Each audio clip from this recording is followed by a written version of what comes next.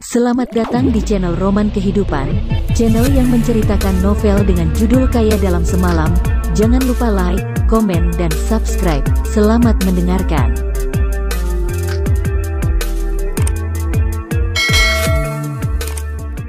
Bab 611. Diam-diam membentuk kecenderungan yang lebih jelas.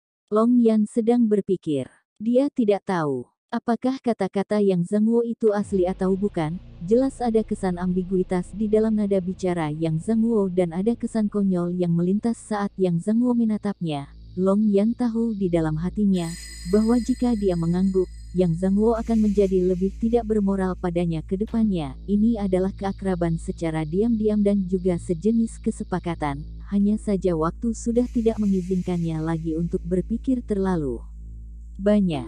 Di bawah tatapan Su Siwen dan Ying Jingjing yang antusias, Long Yan akhirnya mengangguk. "Tuan muda Yang, tolong bantu Qin Lang."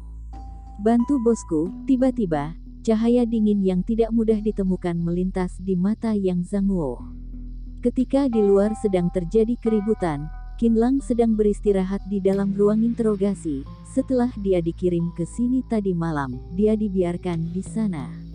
Pihak kepolisian mengarahkan fokusnya di lokasi pembunuhan dan kesaksian dari para saksi, tetapi Qin Lang yang menjadi tersangka malah mengabaikannya secara disengaja ataupun tidak tahu apakah itu adalah taktik psikologis ataupun bukti yang kuat. Ini tidak bisa membiarkan Qin Lang berdalih. Singkatnya, tidak ada orang yang peduli padanya di sepanjang malam. Qin Lang juga tidak peduli.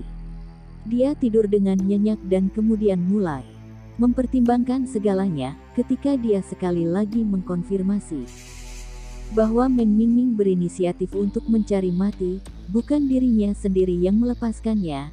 Dia tahu bahwa ada konspirasi gelap di dalamnya. Ini juga termasuk alasan dia tinggal di dalam sel.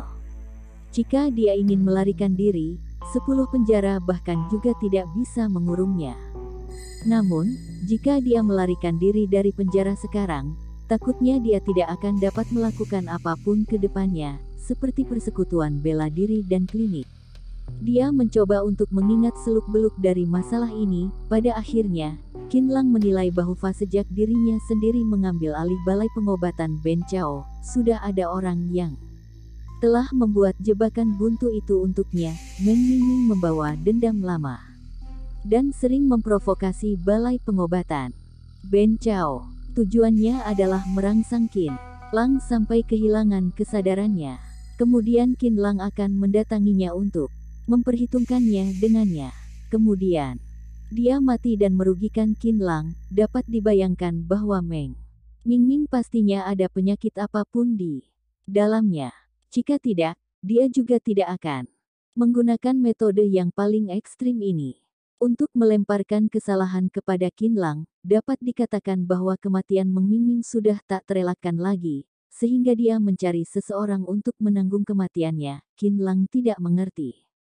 Keluarga Meng ini sungguh aneh. Dia tidak pernah menggunakan pengganti dan selalu dirinya sendiri yang bertindak, seperti Meng Huixian yang harus bergegas ke garis depan untuk menjadi pembunuh, tetapi pada akhirnya dia hampir saja dibunuh secara langsung oleh Meng Mingming. Mereka adalah sepasang kakak adik sepupu yang sangat aneh, tidak ada pasangan. Yang kedua lagi, saat ini, jebakan yang diberikan untuk Qin Lang sudah sangat cermat. Dari pria tua yang kurus itu bunuh diri dengan meminum racun, pria kekar dan lainnya yang keracunan, kegagalan dari 8 dokter besar dan sopir yang bergegas menuju klinik untuk menabrak orang sampai terluka. Setiap langkah ini terlihat sepele, tetapi kemajuan secara bertahap ini membuat Qin Lang merasa kesal, apalagi juga menegaskan bahwa dirinya sendiri memiliki dendam lama dan baru dengan Meng Mingming. Dengan cara ini, begitu Meng Mingming mati dan pihak kepolisian melakukan penyelidikan, motif pembunuhan Qin Lang sepenuhnya ditetapkan. Hal yang paling membuat Qin Lang merasa prihatin adalah bahwa orang di belakang layar ini juga membiarkan Meng Mingming mati di dalam pesta, yang membiarkan dia dan keluarga Linan keluar dari udara tipis. Sepertinya mereka tahu banyak tentang Qin Lang. Jika mereka tahu sangat banyak dan tahu bahwa Qin Lang bukanlah sampah yang mereka bayangkan, mungkin saja mereka akan sangat berhati-hati untuk menganggap Qin Lang sebagai lawan yang paling menakutkan, karena serangan balik dari Qin Lang pasti akan mengguncangkan dunia. Mungkin saja mereka juga tahu bahwa mereka sedang memprovokasi lawan yang sama sekali tidak boleh mereka provokasi. Qin Lang sedikit membuka matanya. Jebakan ini telah melibatkan keluarga Meng, keluarga Xiang, persekutuan bela diri, kakak Leng, Dr. Genius Su, Linan dan juga lebih banyak kekuatan lainnya. Modalnya benar besar. Siap-siaplah untuk menjelaskannya. Saat ini, pintu ruangan didorong terbuka dan ada 2 pria dan 1 wanita yang berseragam masuk ke dalam. Mereka duduk di seberang Qin Lang. Kamu yang muda sudah begitu galak. Apakah kamu tidak merasa bersalah pada Long Yan? Sebelum menunggu Qin Lang memeriksa mereka, wajah dari wanita yang cantik itu menjadi dingin. Aku sudah lupa mengatakannya. Aku adalah teman kuliah Long Yan. Namaku Kong Xingna, kapten tim kantor cabang. Sebelum aku masuk, Long Yan meneleponku dan memintaku untuk menjagamu dengan baik dan juga tidak ingin membiarkanmu menderita di dalam. Lihatlah. Kamu telah merugikan orang lain dan telah membawa masalah yang besar padanya, tetapi dia masih membantumu. Mari kita bicarakan di luar topik pembicaraan, apa hubungan kalian berdua? Klub itu baru saja dibuka selama sebulan dan karena insiden pembunuhanmu, seluruh klub ditutup untuk sementara waktu.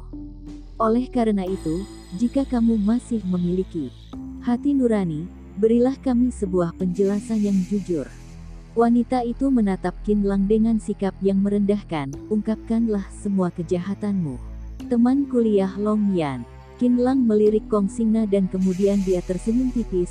Jika aku berkata bahwa aku tidak membunuh orang, melainkan dia sendiri yang cari mati, apakah kamu percaya? Seorang pria yang lebih tua tercengang terlebih dahulu dan kemudian dia menyeringai. Ada puluhan pasang mata yang melihatmu, apakah kamu mengira mereka buta? Qin Lang berkata dengan acuh tak acuh, mata mereka tidak buta, hanya saja mereka berprasangka, ditambahkan dengan sudut pandang yang berbeda. Apakah kamu masih ingin berdalih? Seorang anak muda berkepala datar menepuk meja, kami semua telah menyelidikinya dengan jelas, masuk tanpa izin. Melukai orang dan membunuh orang, kamu yang melakukan semuanya ini, terserah kalian ingin percaya atau tidak. Qin Lang berkata dengan acuh tak acuh, aku tidak merasa bersalah pada hati nuraniku. Kesaksian dari semua orang sama dan Long Yan juga melihat kalian yang sedang berantem, apakah ada gunanya bagimu untuk berdalih? Wajah Kong Xingna yang cantik merosot, Qin Lang, kamu sekarang sangat berdosa dan memiliki pengaruh yang sangat buruk, kamu jangan menyesalinya jika kamu tidak mengambil kesempatan ini. Mereka semua mengetahuinya dari informasi awal, bahwa Qin Lang dan Meng Mingming tidak berada di level yang sama. Meng Mingming dan lainnya adalah anak dari keluarga kaya, apakah mereka bisa memfitnah orang yang lebih rendah dari mereka? Qin Lang tidak ingin terjerat dengan mereka. Aku ingin menelepon 1 nomor dulu. Berhenti untuk bicara omong kosong. Kong Xingna berteriak dengan dingin. Sekarang waktunya untuk interogasi, untuk apa kamu menelepon? Aku sudah bilang bahwa Meng Mingming melompat dari atas gedung secara inisiatif, bukan aku yang menjatuhkannya. Qin Lang menatap ke arah Kong Xingna dan berkata, aku sudah mengatakan yang sebenarnya, terserah kalian ingin percaya atau tidak. Aku perlu menelepon 1 nomor sekarang, ini adalah hakku sebagai warga negara. Selama masih belum mengkonfirmasikan bukti kejahatanku, kalian tidak berhak untuk membatasi kebebasan komunikasiku. Dia menambahkan 1 kalimat, jika tidak, aku akan mengeluh tentangmu. Pengetahuan hukummu baik, tetapi kamu yang mengetahui hukum malah melanggar hukum bukan? Kong Xingna mendengus, aku beritahu kamu, tidak peduli berapa banyak hukum yang kamu tahu, kali ini juga tidak bisa membuatmu bebas. Jangan berpikir tentang hubungan persahabatanku dengan Long Yan dan aku akan menjadi pelindungmu. Aku beritahu kamu, aku Kong Xingna tidak akan melindungimu, aku bahkan akan menghukummu lebih berat. Hanya demikian, ini baru termasuk pertanggungjawaban darimu untuk Presiden Long. Kong Xingna tampaknya tegas dan ingin menghancurkan pemikiran Qin Lang yang ingin mengandalkannya. Kamu tidak bisa menjadi pelindungku. Qin Lang berkata dengan santai, aku akan mengatakan permintaanku lagi, aku ingin menelepon. Hehe, aku tidak bisa menjadi pelindungmu, tampaknya kamu sangat hebat. Saja. Kong Xingna tertawa, teleponlah, aku malah ingin melihat pelindung apa yang bisa kamu cari. Dia melemparkan ponselnya sendiri ke depan Qin Lang, bajingan yang mengenakan pakaian murahan berpura-pura hebat di depannya, bukannya ini konyol. Bab 612. Makanlah ponsel ini. Qin Lang mengambil ponselnya dan meneleponnya secara sembarang. Dia tiba-tiba menemukan bahwa ponsel yang dilemparkan oleh Kong Xingna padanya sudah kehabisan daya. Qin Lang melemparkan ponsel yang tidak bisa digunakan ini ke atas meja. Nona Kong, cukup membosankan jika kamu seperti ini. Membosankan? Apa yang dimaksud dengan membosankan? Bagaimana jika kamu ada teman sekongkol? Apakah aku memberimu ponsel sekarang dan membiarkanmu memberitahu mereka untuk melarikan diri? Apakah kamu menganggapku bodoh? Kong Xingna menyeringai sambil mengangkat bahunya. Saat ini, di ruangan kantor dari Departemen Kepolisian Yanjing, Tutut, ketika Song Changxing baru saja duduk. Kurang dari 10 detik, dia mendengar telepon yang berdering keras, kemudian dia mengerutkan kening dan mengangkat teleponnya. Siapa? Tanya Song Changxing. Setelah mengucapkan beberapa patah kata di sana, Song Changxing berdiri dari kursi dan tatapannya menjadi serius. Kemudian dia mendengarkan suara di dalam telepon dengan serius. Kantor polisi cabang. Suara Song Changxing menjadi tinggi. Ada apa yang terjadi? Kemudian, nada bicara Song Changxing menjadi serius. Kantor cabang mana? Oke, aku akan segera pergi ke sana. Di dalam kantor polisi, Qin Lang melihat ponsel yang tidak bisa digunakan itu dengan pandangan yang bingung. Kong Xingna itu sungguh keterlaluan. Hei, jangan berakting lagi. Apakah kamu berpura-pura untuk menakuti kami? Jika kamu bukan menelepon temanmu yang tak berguna itu untuk berakting, aku Kong Xingna akan memakan ponsel ini. Kedua rekannya juga ikut tertawa, seolah-olah Qin Lang adalah sebuah lelucon. Lagi pula, ada berbagai jenis orang di kantor polisi dan ada lebih banyak orang yang berpura-pura. Mereka akan menjadi jujur setelah diborgol. Bahkan juga ada orang yang berlutut dan memohon belas kasihan. Kong Xingna sama sekali tidak memberi Qin Lang kesempatan dan langsung memberi Qin Lang sebuah ponsel yang mati. Qin Lang tersenyum tipis. Aku selalu merasa bahwa kalian akan sial. Sungguh, perasaan ini jauh lebih kuat dari sebelumnya. Eldiot, siapa yang ingin kamu bodohi? Trik untuk mencari orang sudah dihentikan. Kamu ingin mengajari kami tentang 9 kelas Zhou Yi bukan? Sungguh. Wajah Kong Xingna yang cantik membawa kesan seringai. Apakah ada gunanya bagimu untuk berpura-pura seperti ini?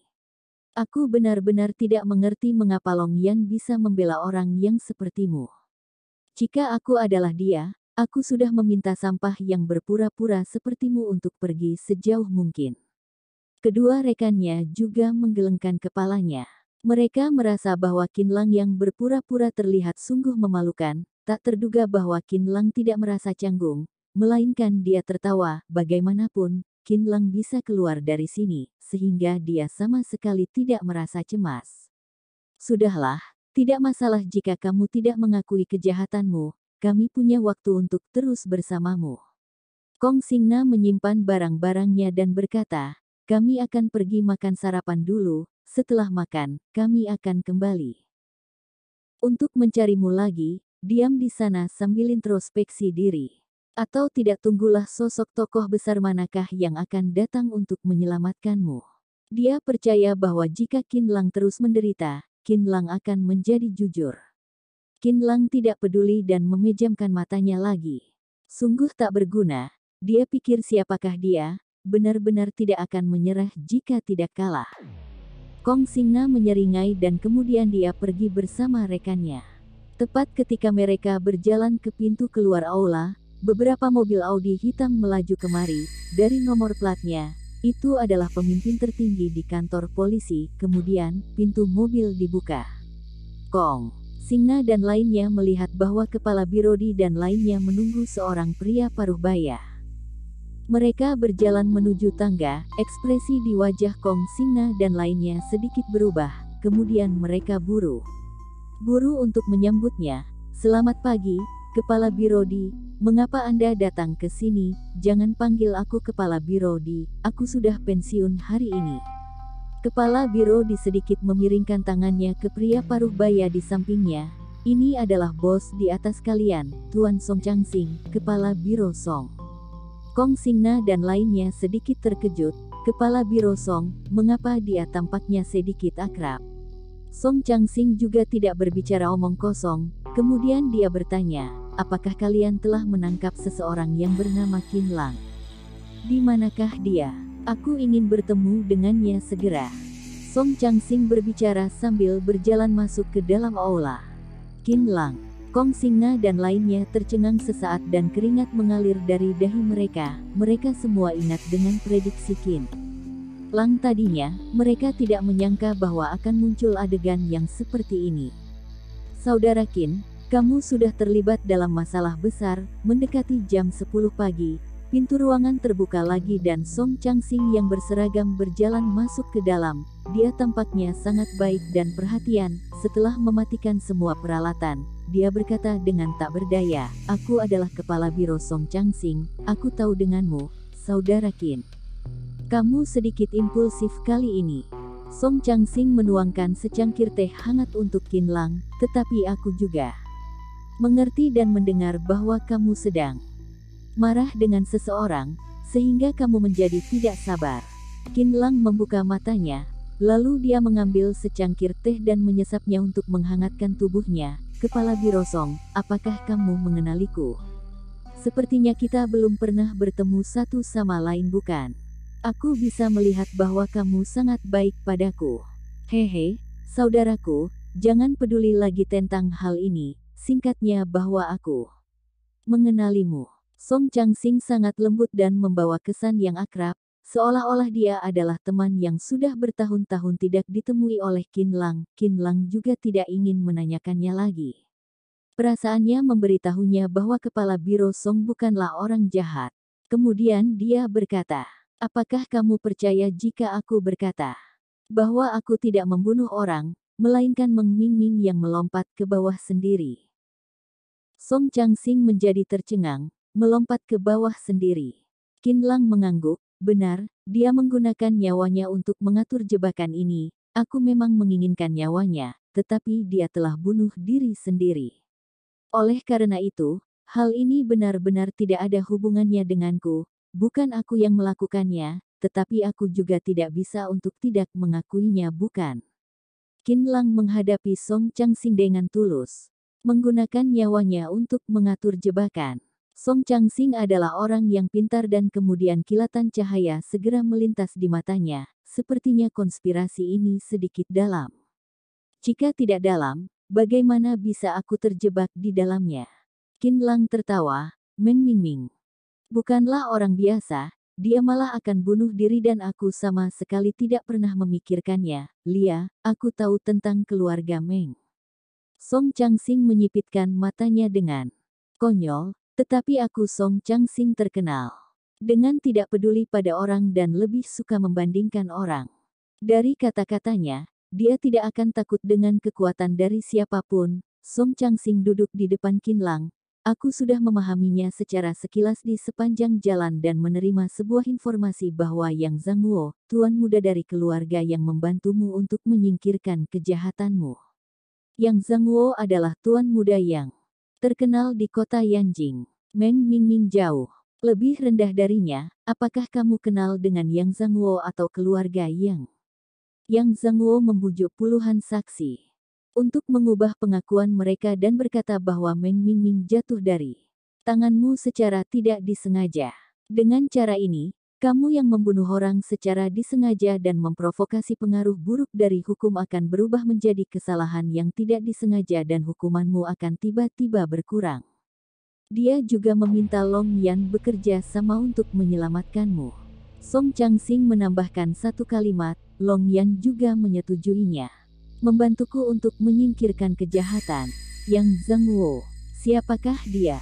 Aku tidak kenal dengan orang itu, seolah-olah sepertinya juga tidak kenal denganmu. Tetapi aku merasa bahwa Anda adalah penyelamatku, sedangkan yang Zhengwo itu, kami bahkan tidak pernah bertemu. Setelah Qin Lang mendengar kata-kata Song Changsing, dia mengernyit dan kemudian tersenyum tipis.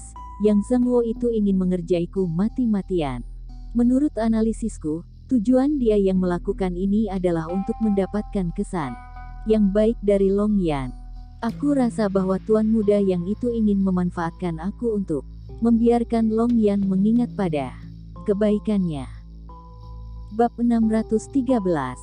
Niat dari Yang Zhengwo. Apalagi jika Long Yan menyetujui persyaratan dari Yang Zhengwo dan memutarbalikkan fakta yang dia lihat dengan jelas di depan matanya, hati nurani dan pandangannya yang benar atau salah akan dijual kepada Yang Zhengwo sebagai kesepakatan dan Long Yan akan menjadi gadis yang tidak bisa membedakan yang benar atau salah. Jika Long Yan berubah menjadi seperti ini, Yang Zhengwo sudah mengendalikan pemikiran Long Yan. Bukti palsu yang dibuat oleh Yang Zhengwo melalui koneksinya juga dapat mengancam orang-orang yang terhubung dengannya selama waktu ini, terutama Long Yan, yang hampir saja tidak ada ruang untuk melawan dan hanya bisa mematuhi pengaturan Yang Zhengwo dengan patuh. Kamu pikir saja, jika ke depannya, ketika aku dihukum karena pembunuhan secara tidak disengaja, tetapi tiba-tiba muncul puluhan orang saksi yang disuap untuk membebaskanku, dia menatap Song Changsing. Menurutmu, apa yang akan dikatakan oleh semua orang tentangku? Ini akan langsung menekanmu sampai mati-matian.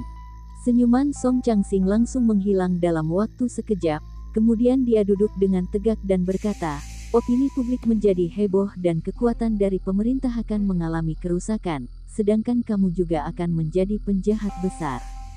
Jika kamu membuat kekacauan lagi, pemerintah akan dipaksa untuk membunuh dan menghentikan semua masalah ini.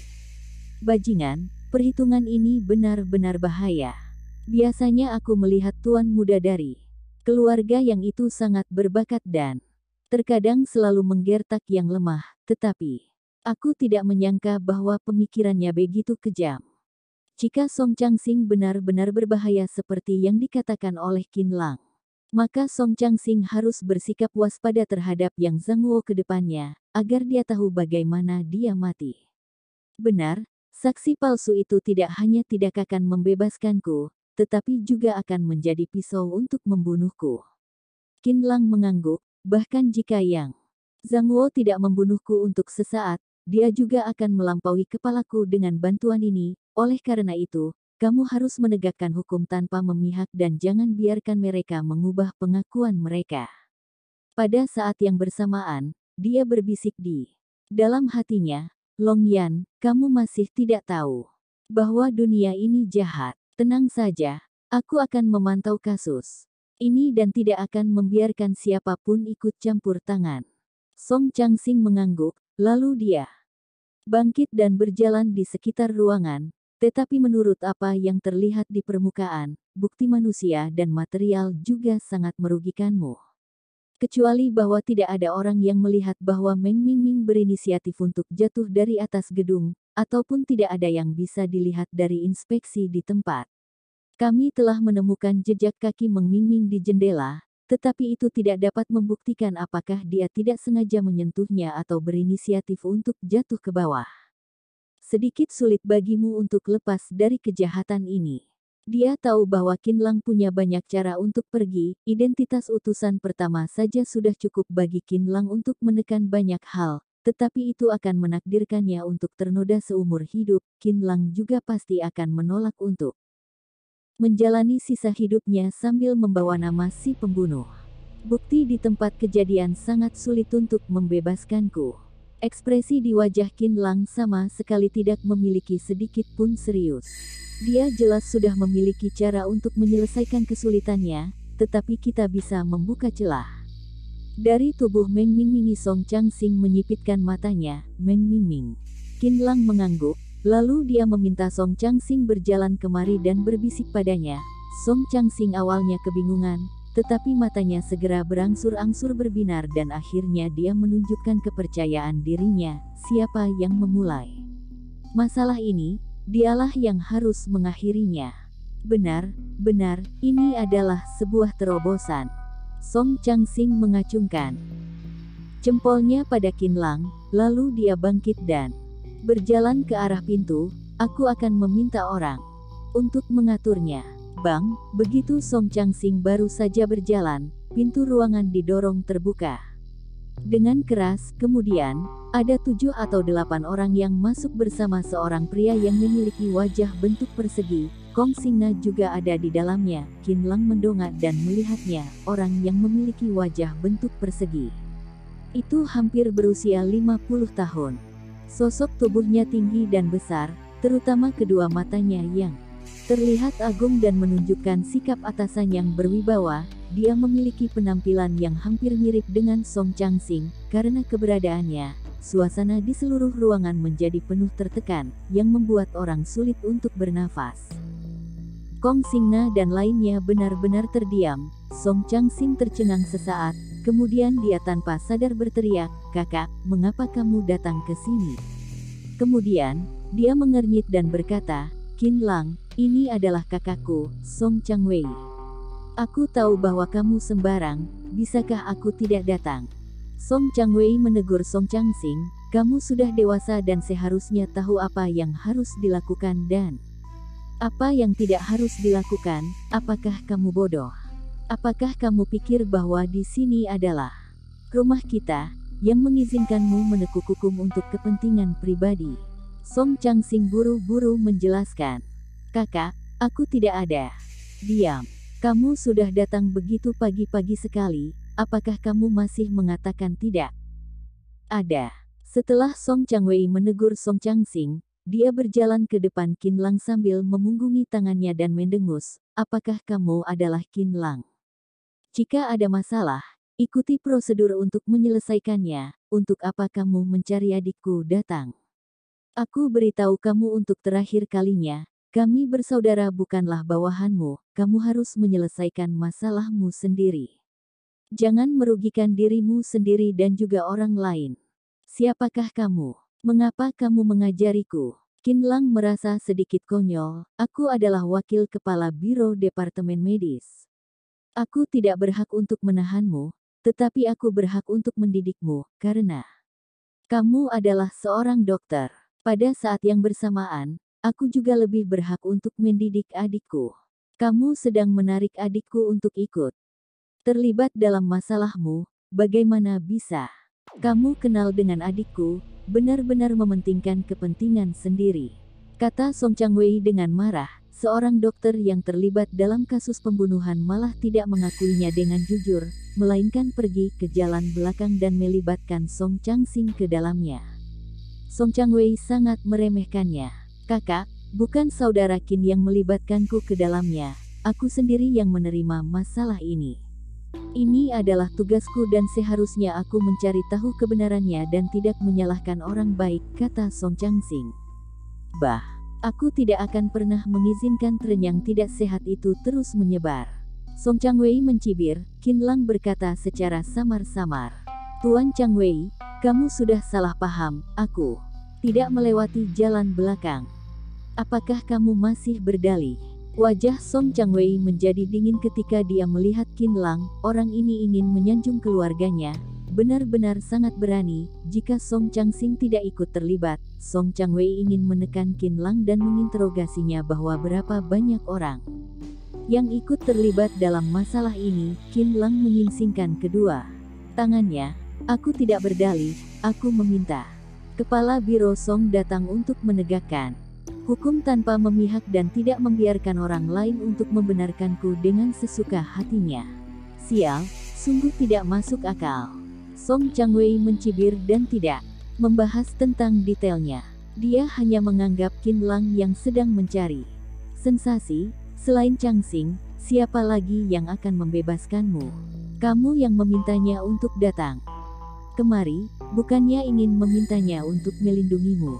Kamu yang memintanya untuk menegakkan hukum tanpa memihak, apakah kamu menganggap otak kami sudah rusak? Kamu yang muda masih belum belajar bagaimana cara untuk mematuhi kedisiplinan dan hukum, tetapi malah mahir dalam hal-hal yang demikian. Dia menjadi sangat marah. Dengan adanya aku, kamu tidak akan bisa melakukan hal ini. Aku akan menggunakan segala koneksi untuk menghentikan Song Chang-sing ikut berpartisipasi dalam kasus ini. Aku juga akan mengirim surat kepada departemen yang terkait untuk meminta Song Chang-sing menghindarnya. Song Chang-wei menyela kata-kata Song Chang-sing dan menunjuk ke Kong Sing-na dan lainnya. Lakukan saja apa yang harus kalian lakukan, tidak perlu melihat muka dari Song Chang-sing. Song Chang-wei sebagai wakil kepala biro Departemen Medis dan memiliki koneksi yang lebih luas daripada Song Chang-sing. Lagi pula, Song Chang-sing adalah adik kandungnya. Jika dia mencegah Song Chang-sing, baik itu dari kekuasaan ataupun perasaan, sepertinya akan menyebabkan tekanan yang sangat besar untuk Qin Lang. Meskipun Song Chang-wei bukanlah orang dari Departemen Kepolisian, tetapi tidak ada orang yang berani meremehkan Song Chang-wei. Bab 614. Menggunakan taktik untuk memancing musuh keluar.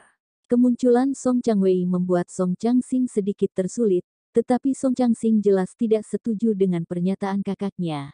Hanya saja dia berkompromi di permukaan untuk sementara waktu. Qin Lang juga tidak terlalu peduli. Lagi pula, dengan adanya kedua kakak beradik dari keluarga Song, juga mudah bagi Qin Lang untuk keluar dari penjara dalam hitungan detik. Alasan dia berurusan dengannya adalah untuk melihat musuh mana yang menyerang dirinya sendiri, menggunakan taktik untuk memancing musuh keluar. Setelah Song Chang-wei membawa Song Chang-sing pergi, Kong Sing-na dan lainnya membawakan sarapan untuk Qin Lang dan memberinya kebebasan yang pantas. Saat interogasi, nada bicara mereka juga sangat sopan. Terlepas dari Song Chang-sing, koneksi Qin Lang ada di sana.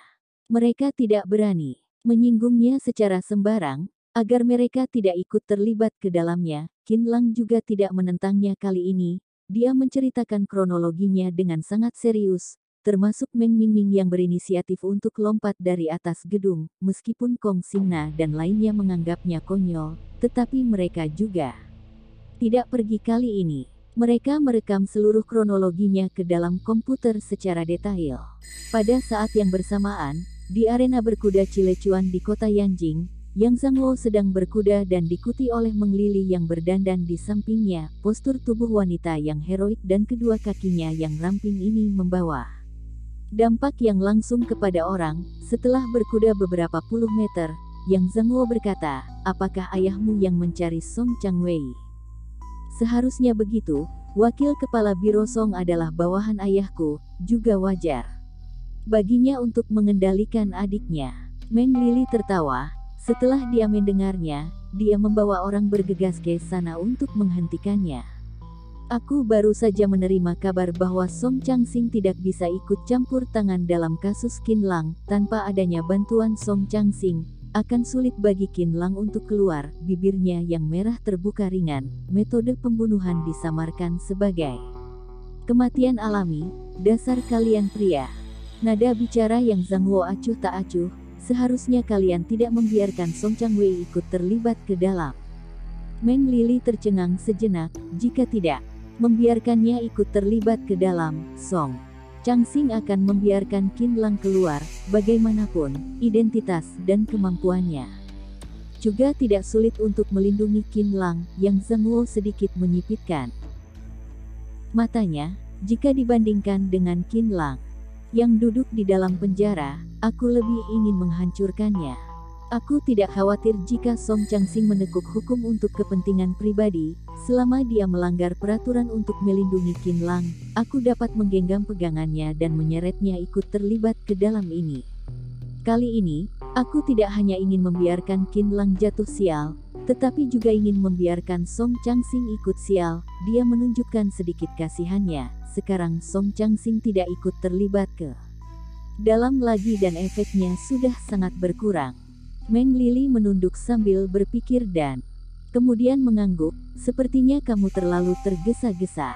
Apalagi kalian juga mengabaikan satu hal.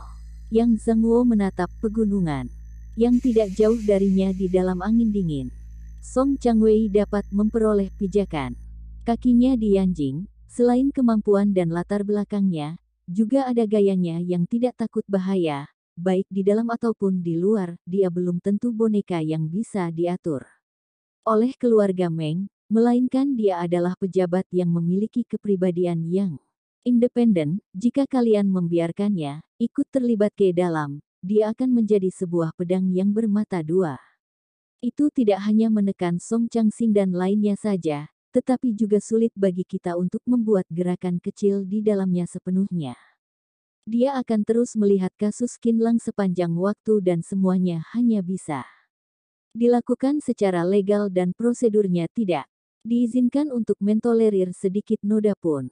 Juga dapat dikatakan bahwa mulai sekarang, kita tidak dapat melakukan apapun lagi pada Qin Lang dan bukti saksi itu juga tidak dapat dicampurkan lagi. Kata-kata yang singkat ini langsung mencerahkan Meng Lili, wajah cantiknya yang awalnya terlihat bahagia, kini muncul senyuman kecut setelah merenung sesaat. Benar, Song Changwei dingin, sombong dan tidak ramah, tetapi pada saat yang bersamaan, dia juga tidak akan menganggap apa yang sudah terjadi seperti belum terjadi. Dia adalah satu-satunya bawahan di departemen medis yang berani menepuk meja dengan ayahnya sendiri. Beberapa pejabat besar juga mengagumi temperamen Song Changwei. Mereka bahkan merasa bahwa Song Changwei menahan Meng Yaodong juga termasuk sejenis keseimbangan. Namun, di bawah situasi yang normal, Song Changwei pasti akan menghormati pendapat dari Meng Yaodong, karena dia sebagai wakil dan tidak pernah melebihi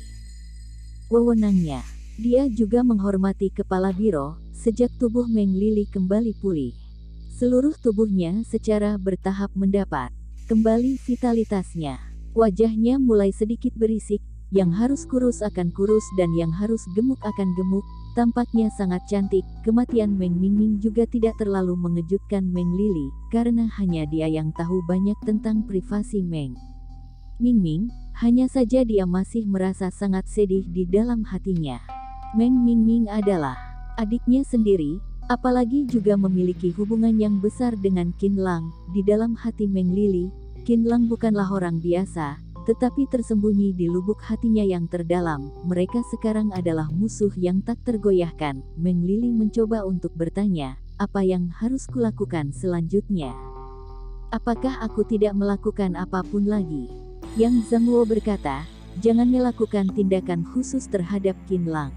Meng Lili mengangguk, mengerti, aku akan membiarkan bawahan untuk menghapus semua hal ini, agar mereka tidak akan ditangkap oleh bawahan yang dikirim oleh ayahku dan akan menyebabkan masalah. Oh iya, apakah Long Yan itu telah menerima kebaikanmu? Nada bicara Meng Lili masih membawa sedikit kesan cemburu, ada sinar cahaya di matanya. Apakah dia tidak menginginkan Qin Lang mati? Wanita itu memang sangat aneh. Ketika berbicara tentang Long Yan, senyuman yang Zhangwo berubah menjadi dingin. Dia memang memiliki perasaan terhadap Qin Lang. Ketika dia menghadapi saksi palsu yang kusarankan, dia menerimanya tanpa ragu-ragu. Itu tidak lebih dari seorang gadis muda yang bermimpi warna-warni. Meng Lili mendengus, dia masih muda. Jebakan yang kubuat, dia tidak punya pilihan. Dengan jebakan yang begitu bagus ini, bagaimana mungkin mangsanya tidak melompat?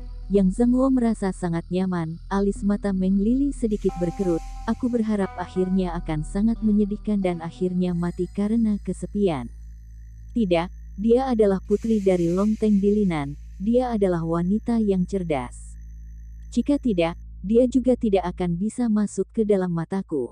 Yang Zhangwo melakukan pekerjaan rumah yang cukup terhadap Long Yan, tetapi dia juga sangat emosional di luar kendali. Begitu saraf dalam tubuhnya dirangsang, dia akan meledak tanpa peringatan. Terutama ketika berhubungan dengan Qin Lang, dia akan lebih cenderung kehilangan akal sehatnya dan terkadang juga sangat tidak masuk akal. Saran saksi palsu yang kuberikan ini bisa membuat Qin Lang keluar secepat mungkin. Dia juga akan setuju tanpa ragu-ragu. Namun, Kita juga tidak bisa meremehkan kecerdasannya, hanya saja dia merasa putus asa dan belum tentu tidak waspada padaku. Kesan curiga melintas di matanya, Meng Lili menghela nafas dengan pelan. Itu akan jauh lebih tragis lagi, sungguh wanita yang menarik. Tidak, dia seperti seekor rubah putih yang kecil. Kilatan cahaya melintas di mata Yang Zhangwo, di dalam penglihatanmu dan di dalam jangkauanmu, dia akan melawanmu. Tetapi saat kamu mengulurkan tangan, dia melompat pergi. Dia membiarkanmu untuk melihatnya, tetapi tidak bisa menangkapnya, apalagi memakannya. Tetapi aku percaya bahwa dia akan berinisiatif untuk lari ke dalam pelukanku pada akhirnya. Dia berbicara dengan kesan kegilaan yang menyakitkan dan bahagia, sepertinya dia merasa sangat senang untuk menaklukkan Long Yan. Meng Lili terus tersenyum dan tidak berbicara, hanya saja ada cahaya dingin yang melintas di matanya. Dia selalu berpikir bahwa Yang Zhangwo ingin menaklukkan Long Yan, tetapi dia hanya memperlakukan Long Yan sebagai bidak catur, yang menyebabkan Qin Lang terasa sangat menderita dan kemudian menendang Long Yan pergi. Meng Lili sekarang malah menemukan bahwa Yang Zhangwo sepertinya tertarik pada Long Yan di luar batas bidak catur. Bab 615. Bergegas menyerang klinik. Juga dapat dikatakan bahwa membiarkan Song Changwei maju adalah merugikan diri sendiri, bukan? Tanya Meng Lili. Kalau begitu apa yang harus kita lakukan selanjutnya? Apakah kita tidak melakukan apapun lagi? Zhangwo, apakah kamu sedikit berhati-hati? Song Changwei hanyalah wakil kepala biro departemen medis, mungkin saja dia bisa berpegang pada prinsipnya di luar dan bersikap jujur tanpa mementingkan dirinya sendiri, tetapi di ayahku sana, dia hanyalah seorang prajurit saja. Meng Lili tidak setuju. Aku rasa bahwa lebih baik untuk tidak membuat gerakan besar untuk sementara waktu ini. Song Changwei sedang melihatnya dan orang-orang di belakang Song Changxing juga sedang melihatnya. Tidak nyaman bagi kita untuk melakukan apapun pada Qin Lang, tetapi itu juga bukan berarti bahwa kita tidak bisa melakukan apapun. Yang Zhangwo mendongak untuk melihat ke atas langit dan senyuman yang jahat muncul di sudut mulutnya. Keesokan paginya, cuaca mendung dan suhu sekitar belasan derajat Celcius, yang membuat warga mengenakan lebih banyak pakaian dan juga membuat toko-toko jalanan buka sedikit lebih telat. Namun, Ying Jingjing dan lainnya masih membuka toko dengan tepat waktu, sedangkan Ansin dan lainnya juga datang untuk buka praktik lebih awal. Klinik telah ditabrak oleh medis, tetapi semua orang sangat efisien dan klinik telah kembali ke kondisi semula dalam waktu sehari. Bahan obat yang hancur juga telah diisi ulang. Qin Lang mengirimkan pesan kepada Ying Jingjing. Tidak peduli apapun hasilnya, Balai Hui Chun harus terus tetap beroperasi. Ying Jingjing melaksanakannya dengan sungguh-sungguh. Wow! Hanya saja ketika Ansin dan lainnya baru saja selesai memeriksa belasan pasien, puluhan taksi melaju ke depan pintu klinik. Pintu mobil dibuka dan muncul 200 pria dan wanita dengan kostum yang berbeda. Ying Jingjing secara naluriah ingin pergi mengambil pisau dapur. Pria dan wanita itu juga tidak bergegas menuju klinik untuk berkelahi, melainkan mereka mengeluarkan kain putih dan mengikatnya di atas kepala mereka. Kain itu dituliskan dengan karakter merah, "Kembalikan keadilanku." Segera, belasan orang mengeluarkan spanduk dari mobil dan menariknya sampai terbuka. Masing-masing dari spanduk itu panjangnya lebih dari belasan meter. Ini tidak menulis untuk membayar nyawa setelah membunuh orang, melainkan menghukum Qin Lang. Kemudian, 200 pria dan wanita bergegas maju dengan agresif, lalu mereka berdiri di depan klinik dan berteriak, "Hukumi Qin Lang, kembalikan keadilanku. Hukumi Qin Lang, kembalikan keadilanku." Suara teriakan itu telah menarik perhatian dari banyak orang. Ada beberapa orang yang menangis sambil memegang foto Meng Mingming dan membakar uang kertas, sedangkan Meng Mingming di paling depan mengikat kain putih di dahinya dan menangis di sana. Orang-orang yang datang entah dari mana itu seharusnya dibawa kemari oleh Meng Lili. Tak lama kemudian, ratusan orang mendekat kemari dan juga membawa belasan media kecil. membuat insiden besar dan menciptakan opini publik, tidak hanya menyebabkan Balai Huichun ditutup, tetapi juga menciptakan tekanan untuk Qin Lang dan membuatnya sulit untuk membebaskan diri. Brengsek, ini sedang merugikan Qin Lang dan klinik. Ketika melihat adegan ini, Ying Jingjing menjadi sangat marah. Lalu dia mengambil pisau dapur dan mendekati kerumunan orang itu. Pergi, pergi, pergi dari sini sekarang. Siapa yang berani mendekati klinik, aku akan membunuhnya. Penampilannya yang sangat marah membuat banyak orang tanpa sadar mundur ke belakang. Kakak, jangan impulsif, simpanlah pisau dapurmu. Su Siwen buru-buru menarik Ying Jingjing. Jika tidak, kita akan lebih pasif lagi jika difoto oleh pihak media.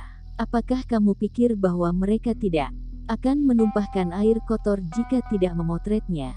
Ying Jingjing masih marah. Mereka tampaknya telah mengambil uang untuk melakukan sesuatu hal. Tidak ada gunanya untuk berdebat dengan mereka dan hanya bisa memotong mereka untuk membuat mereka pergi dari sini. Su Siwen menasihati Ying Jingjing, kakak, jangan menggunakan kekerasan, agar tidak menyebabkan masalah untuk Qin Lang. Setelah mendengar bahwa hal ini akan menyebabkan masalah untuk Qin Lang, Ying Jingjing baru saja mundur. Pemilik dari klinik membunuh orang, sedangkan kalian masih membantunya, apakah kalian masih punya hati? Benar, satu persatu dari mereka terlihat jahat dan tampaknya bukan orang baik. Bisakah seorang pembunuh menjadi dokter yang baik? Klinik itu pasti juga membantai orang. Dokter berhati gelap, pembunuh. Kembalikan keadilan untuk Tuan Muda Meng. Segel klinik, hukum Qin Lang dengan keras dan kembalikan keadilan untuk Tuan Muda Meng. Setelah melihat Ying Jingjing mundur, semua orang segera mencondongkan tubuhnya ke depan dan mengeluhnya satu persatu. Mereka juga menyingsingkan lengan baju mereka untuk membongkar klinik. Ada begitu banyak orang di depan dan membawa tekanan begitu mereka mendekat. Su Siwen dan lainnya sedikit mengernyit. Saat ini, Lu Bao yang sedang bertugas di sekitarnya menyipitkan matanya dan siap untuk menghadapi orang-orang itu kapan saja. Adapun para wanita dari istana Yao Yue, mereka mengerutkan alis mata mereka. Mereka adalah orang-orang yang sudah terbiasa untuk melihat darah. Jika orang itu mendekat, mereka juga tidak merasa keberatan untuk membunuh orang-orang itu. Pergi, pergi dari Balai Huichun. Dr. Qin jelas bukan seorang pembunuh, dia pastinya telah dituduh oleh seseorang. Kalian memfitnah Dr. Qin, kalian akan mendapatkan balasan dari karma. Sebelum Ying Jingjing dan lainnya maju, pasien yang datang untuk berobat menghalangi orang-orang itu dan juga mengutuk Meng Lili dan lainnya. Banyak pasien sudah tahu apa yang telah terjadi dari Ying Jingjing. Meng Mingming tidak hanya memprovokasi klinik saja, tetapi dia bahkan meminta sopir untuk menabrak klinik sehari sebelum kemarin, yang hampir saja menabrak Xiao Feng di klinik sampai mati. Qin Lang pergi meminta keadilannya dengan marah. Mereka bisa memahami kemarahan dari Qin Lang dan juga tahu kebaikan dari Qin Lang. Sehingga ketika melihat sekelompok orang yang masih mengandalkan Meng Mingming untuk merampas uang, mereka tidak tahan untuk berdiri dan membela Balai Huichun. Ini juga termasuk melindungi hak-hak mereka. Lagi pula, jika klinik sudah jatuh, ke manakah mereka harus mencari dokter yang baik, yang telah mengubah Dang Shen menjadi ginseng ke depannya? Lebih dari seratusan pasien bergegas dan segera menghentikan pembuat onar yang bergegas kemari. Orang-orang ini tampaknya adalah orang-orang dari keluarga Meng. Sebenarnya, selain Meng Lili, mereka sama sekali bukanlah orang dari keluarga Meng. Ada tato yang tersembunyi di dalam lengan baju mereka, tetapi mereka tidak menyangka bahwa pasien itu membela Qin Lang dan juga tidak menyangka bahwa Qin Lang memiliki popularitas yang demikian. Namun, mereka segera kembali respons dan berteriak bahwa Qin Lang telah menyewa pasukannya. Hari ini mereka akan menghancurkan klinik dan membalas dendam. Untuk Meng Mingming dan lainnya, kedua belah pihak saling berhadapan di pintu dan mendorong satu sama lain dengan agresif. Banyak media yang sibuk untuk merekamnya dan juga melakukan siaran langsung tentang keributan di pintu Balai Huichun. yang telah menarik perhatian dari banyak netizen. Hanya saja, pasien yang pernah berobat di Balai Hui Chun langsung datang untuk membantu setelah melihat kejadian ini di internet. Dalam waktu sekejap mata, 5 hingga 600 orang berkumpul di pintu Balai Hui Chun. Lebih dari 300 pasien menghalangi 200 orang yang dibawa oleh keluarga Meng, yang hampir saja telah memblokir jalan lalu lintas, yang menyebabkan staf komite jalan datang untuk menghentikan situasi, tetapi tidak peduli bagaimana staf itu menyarankannya. Anggota pembuat onar menolak untuk bubar dan juga menolak untuk bernegosiasi. Mereka terus menghalangi klinik dan membuat keributan di klinik, sedangkan Meng Lili sedang menyeringai di satu sisi. Tampaknya dia sedang melihat perkembangan dari situasi ini. Tujuannya adalah membuat segalanya menjadi semakin rumit. Lebih baik membuat keributan di Balai Hui Chun setiap hari sampai ditutup. Setidaknya, itu juga memberi alasan ikut campur tangan dengan tegas kepada Departemen Medis Qin Lang bagaikan daging di atas talenan, sedangkan keluarga Meng bagaikan pisau yang terhunus. Balas dendam untuk Tuan Muda Meng dan hancurkan Balai Hui Chun. Nyawa bayar nyawa, tidak bisa melepaskan Qin Lang pergi dengan begitu saja dan juga tidak bisa membiarkan dia menghitung uang di dalam penjara. Meng Lili menoleh dan saat ini, semua orang mulai bergerak untuk menyerang klinik. Kemudian, raungan dari orang-orang itu berubah menjadi dorongan, yang telah mendorong beberapa pasien jatuh ke tanah. Suasananya menjadi semakin tegang dan situasinya menjadi tak terkendali. Staf jalanan yang datang untuk menangani perselisihan buru-buru melangkah maju dan mencoba untuk memisahkan kedua kelompok, tetapi situasinya sama sekali tak terkendali. Orang-orang di pihak Meng Lili tiba-tiba memegang sejenis barang seperti batu dan berbalik ke Balai Hui Chun untuk menghancurkan kacanya dengan keras sampai pecah.